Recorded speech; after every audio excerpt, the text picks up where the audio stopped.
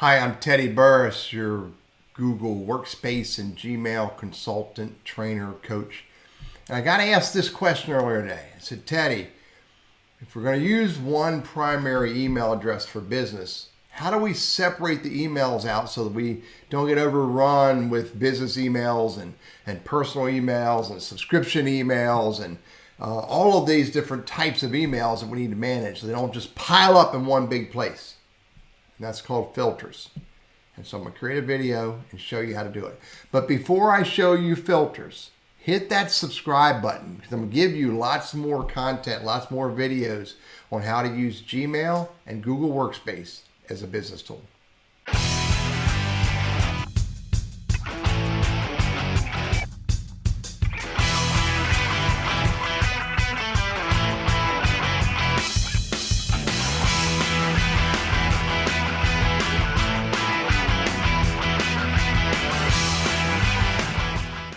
I know I have a lot of email in here, but this is important to understand is that in Gmail as well as Google Workspace, you have the ability to create two things that really helps you manage your email better.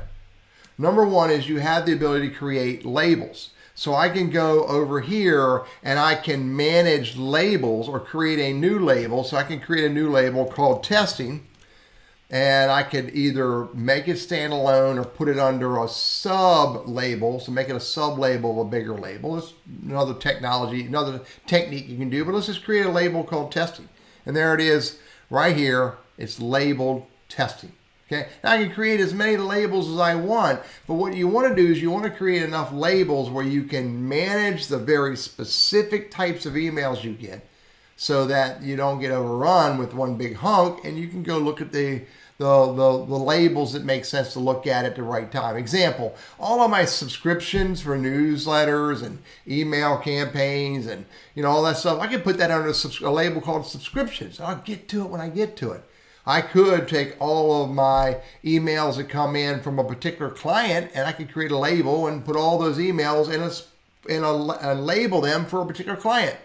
So create labels that create value. Create labels that help you manage and streamline the management of your email.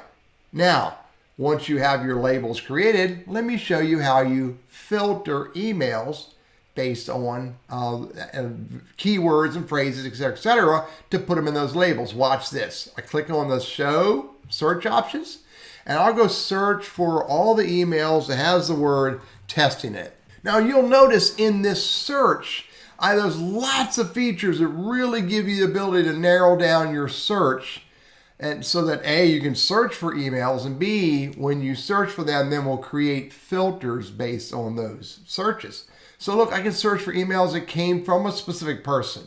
I can search for emails that were sent to a specific name or a specific email folder or email address in the event that I have multiple emails being funneled into one email account.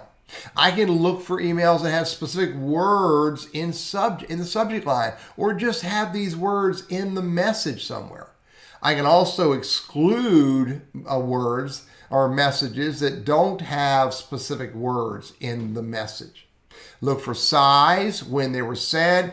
Look, I can say, look in all mail. And if you listen to my previous recording, you know that all mail is where everything goes except for spam and trash. So you have the ability to filter based on where the mail is. Has an attachment, doesn't include chats. And then once I create the search I'm looking for, I can hit the search button. And there's two messages or a thread that match that criteria. Or I can go do even more. Watch this. Go back, and here's why I say create a filter. I can create a filter now based on that search of existing mail and incoming mail. Filters apply to either existing or new mail. So here's what I can do. I can skip the inbox so it doesn't even show up in my inbox and archive it. Okay, now archive is going to leave it in all mail, but it's not going to be in your inbox. Okay, I can mark it as read if I in fact don't want to read it. I just want to know I got it. So I can mark it as read. And I can give it a star. Now, here's some more magic. I can apply the label, and I can apply a label. Look, I've already created the one called testing. Now, even better than that, I can say for all the mail that comes in based on this criteria, I can forward it to another person. Now, if you're going to forward it, you have to add the forwarding address.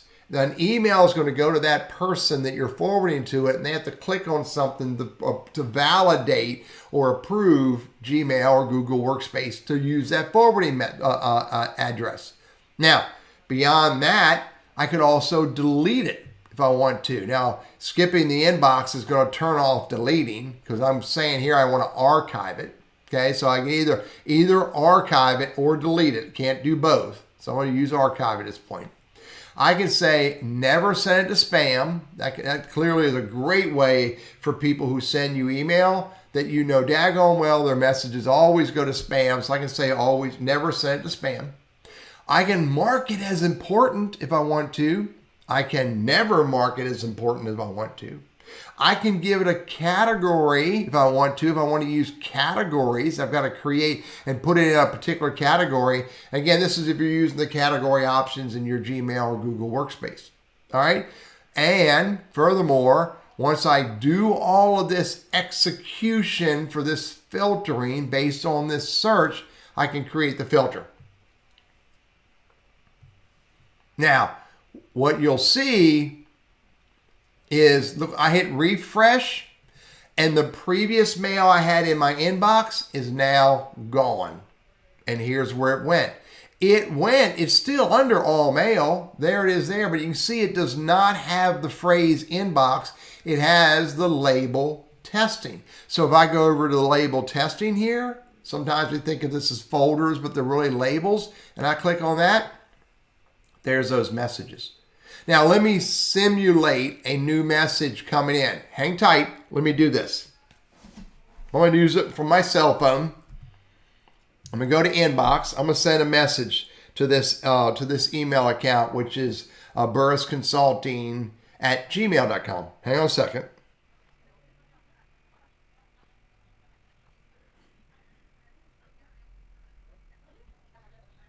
All right, I'm going to send this message.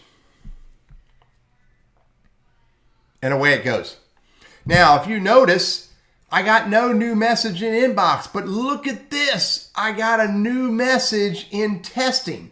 So that absolutely clearly shows to me that the filter that I created for email messages that have the word testing in them skips the inbox and goes to the label. It goes into all mail into the label testing. And there's the message, and there's the word testing I used twice to make sure of it. So all I did was create this filter. I created a search, and then I created the filter using that search so that it puts my mail where I want to put it. Now let me show you where you edit that. If I come back over here and I hit the wheel for settings, I go to see all settings. Look here, filters and blocked address. There's the filter. If it matches testing, do this. Skip the inbox and apply the label testing to it. And I can edit this. And there's the full search that I did earlier. Has the word testing. And then the rule was skip the inbox, apply the label testing, and then execute. And that's what it did automatically for all new messages. You're going to want to experiment with filters. Again, you start with search.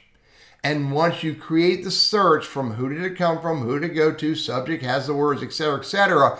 Once you create the search criteria you want, then you can create the filter. And the filter lets you do all of these steps that I've already explained to you. And that will help you to better manage your incoming email, so that you put the stuff that you want, that the most important stuff is in your inbox.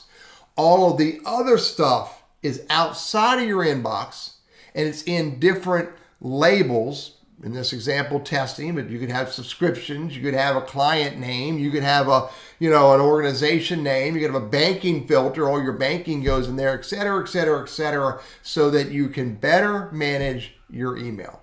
By the way, this conversation started in the context of job search. So you could take, if you're using job search tools and you're using Indeed, Monster, Career Builder, Ladder, then you could have all of those emails based on the email address where it's coming from. You could have all of those job search emails go into, job board emails, could go into, recruiter emails, et cetera, et cetera. So you can get all of that managed so that it doesn't fall into all of the maybe more important emails that you get to this email address. I'm Teddy Burris, your Google Workspace and your Gmail consultant, trainer, and coach, and I hope you get a lot of value out of using email filters.